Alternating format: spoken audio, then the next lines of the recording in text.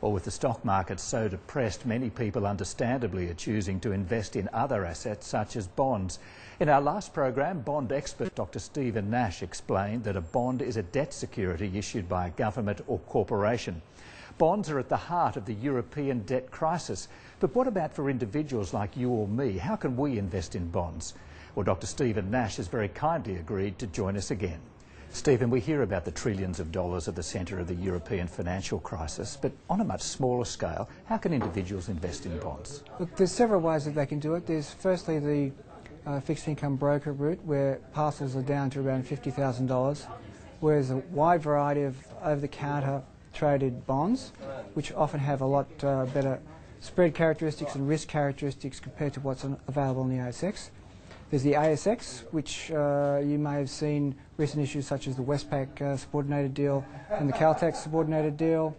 There's also ETS, which trade on the stock exchange, and they're issued by people like iShares and Russell Investments.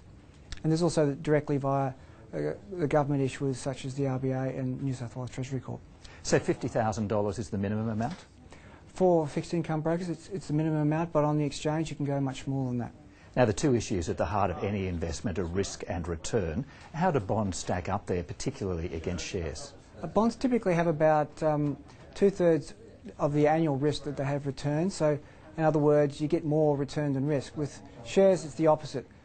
Typically, you have much more risk than returns, about 1.5 times the amount of annual risk or volatility than return you receive. The really good news is that they go really well together, and I think a lot of investors don't understand that by adding the two together you can really reduce portfolio risk dramatically.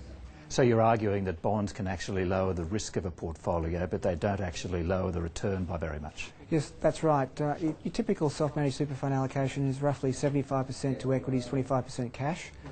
If you turn that around and made it 75% bonds and 25% equities, the risk could be cut in half, but your returns only falls by about 4 or 5%. So bonds offer a lot more return than cash, and they provide a really good alternative to those two asset classes, cash and equities.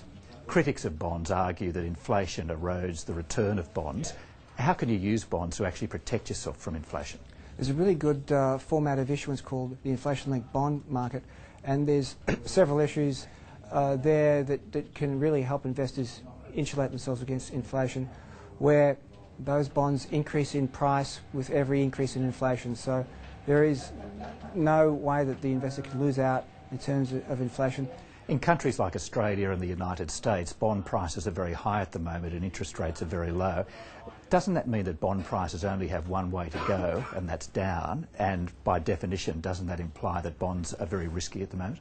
Look, I think recent moves by the Fed indicate that they expect interest rates to be kept where they are till mid to late 2014. I expect that to be extended out to 2015. Also, you have to remember that a lot of these low bond yields are in the government market.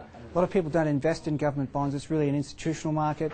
Corporate bonds don't move up as quickly or down as quickly as government bonds. So to some extent, corporate bonds are somewhat insulated from those gyrations that occur on the government market.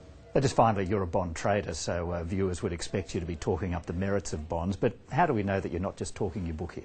Well, if you refer to the OECD, they publish data on what the allocations to fixed income are globally, and you can see from those figures that Australia's way underweight in terms of fixed income. In terms of self-managed super, that market is completely underweight fixed income.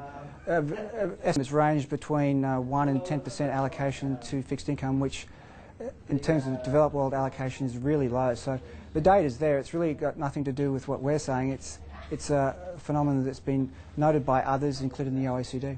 Well, Stephen Nash, you've given us a lot to think about. Thank you very much for your time. Thanks very much.